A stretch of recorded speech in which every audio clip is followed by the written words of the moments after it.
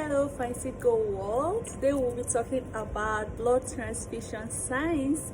So, what is blood transfusion science? I will be answering few questions on blood transfusion science. Be patient as you learn, okay? So, what is blood transfusion science? Blood transfusion science has to do with blood and blood products, ensuring its safety, which is collected from a donor and given to the recipient, which is the patient. That's the patient in need of that blood. Blood banking system operate in a way that we can have commercial donors, we can have voluntary donors, we can have relative donors. Okay, so whichever way, it ensures that the blood or blood product needed is delivered to the person that needs it, and in a very safe way, which it will not cause harm or damage to the recipient, which is the patient. Okay, so what is blood? Blood is that fluid. Most time, let me say in a layman language, that's the reddish fluid that circulates all over our body, which helps to regulate our body temperature. It circulates oxygen, it also circulates nutrients, and also remove waste product out of our body. So imagine what will happen when one is in shortage of blood. There will be no oxygen to the brain, there will be no nutrient to the brain, most especially glucose. Okay, and also there will be no removal of waste product out of the body.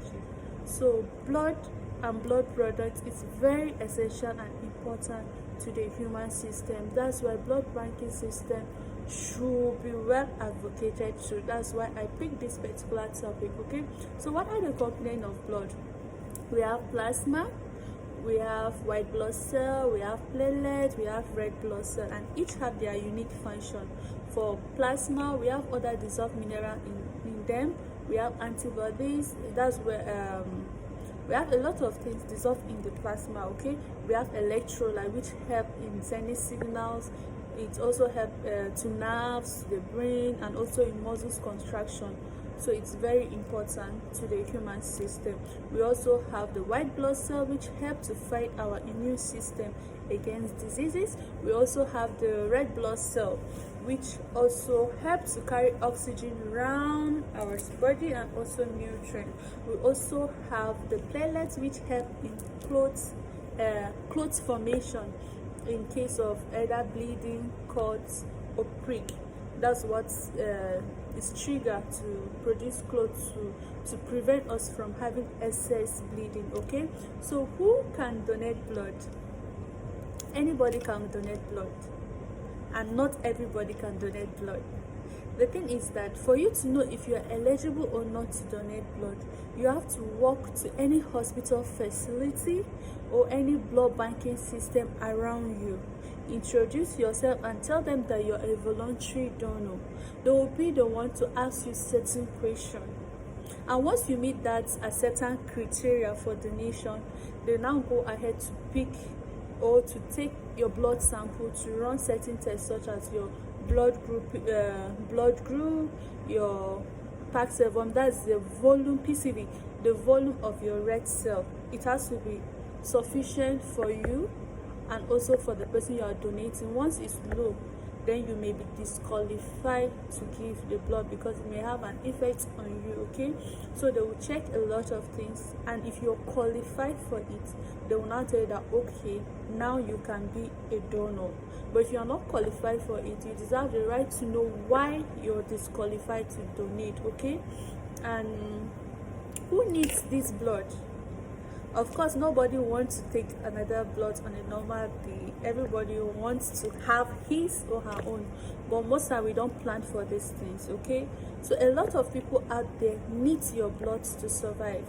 Okay, people in case of accident, crisis, burn, shock, and sickness. The sickness could be anemia. It could be, in some cases, even sickle cell could demand blood transfusion. Dialysis would demand blood transfusion. Even patient on chemotherapy, cases of cancer could demand blood transfusion, and hemophilia patient. So it depends on the cause or why the person needs that blood. Even in case of even snake bites, you will need a platelet concentrate. Yeah, so these blood products are being given to the patient based on their needs. Okay, I may not dive into details, but all this blood product can be separated and given to the patient based on the need. But the blood that comprises all the product is called a whole blood, while the one that is being separated and given into parts, it's just like the component depending on the need for that patient. Okay, and trust me, a lot of people depend on your blood to revive their, or to take their chances of survival, as without blood in our system will be far gone. Okay, so what is the importance of blood donation to the donor? Wow. The importance of blood donation to the donor is, one, you get a free screening. It's free. Any facility you walk into, they'll give you their attention, they'll ask you questions, and when you're fit, they screen you. If you don't know your blood group before, you deserve the right to ask them, and they will tell you your Paxil volume, they will tell you, and your health status as well.